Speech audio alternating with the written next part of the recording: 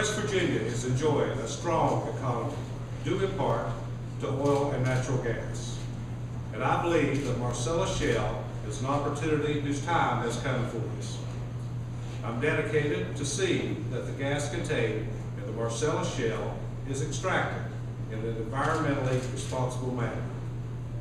This gas and its byproducts have promised for ample employment opportunities for West Virginians.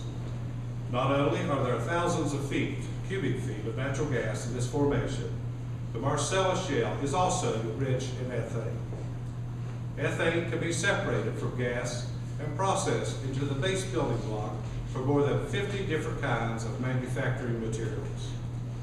This, in effect, gives West Virginia a double resource and a double opportunity. And with this second material, we can explore the possibility of reinvigorating our manufacturing sector. With so much at stake, there are, of course, opportunities, challenges, and unanswered questions. Therefore, today, through an executive order, I'm calling upon experts to come together to address three areas. Number one, research of all natural gas byproducts for potential economic development. Number two, identifying existing facilities that can be modified to support such byproduct industries in West Virginia, and formulate a West Virginia Marcellus to manufacturing action plan. I consider West Virginia fortunate to have secured the assistance of individuals and companies that are major players in the Marcellus Shale expansion, as well as the chemical industry. Such individuals include Henry Harmon of Triana Energy, Greg Bay of Bayer Corporation, Steve Perdue of EQT, and Patrick Donovan of the Ray Hall Appalachian Transportation Institute, some of whom are here in the room with us today. And I'm pleased that the task force members, as well as labor, union, and environmental representatives, have all agreed to help West Virginia.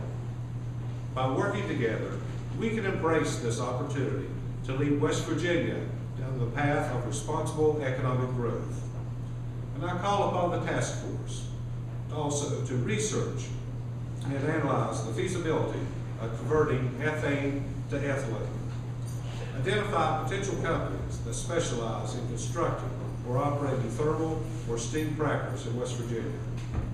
To develop strategies for recruiting such companies and study existing pipelines and storage facilities that may be upgraded to accommodate the manufacturing processes associated with ethane and ethylene and other natural resource products. To move this aspect of the natural gas industry forward and West Virginia forward, we need to act in the best interest of all those involved. I said in my State of the State address that I will go anywhere and do anything to create jobs in West Virginia, and that's what we're doing here today. West Virginia is a great place to do business.